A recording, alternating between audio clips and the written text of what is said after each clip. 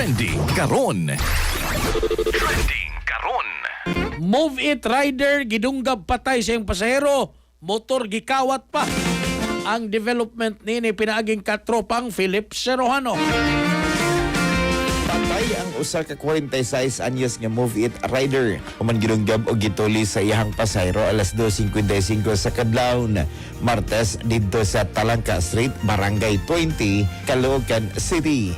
Ang biktima na ilhang si Norberto namatay sa ospital tungod sa mga samad sa iyang lawas. Samtang Mika Giu ang 43 anyos nga suspect nga si Jeffrey sakay sa gikawat nga Inmax. Pag-abot sa barangay Lungos, Malabon na gisuwayan usab sa suspect ang pagtulis ang 21 anyos nga Grab driver nga si Jamel o gidunggab kini dihang misukol.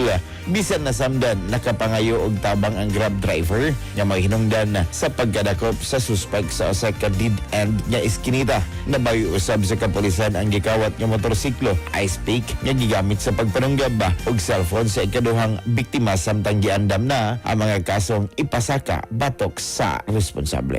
Para sa tumagatropa nga mga kalalakinan na ginsa na problema na sa lawas ng kalipay. Karon magkatropa, di na ka na ngay kabalaka. Gumigan kay ang Turbo Dietary Food Supplement for Men.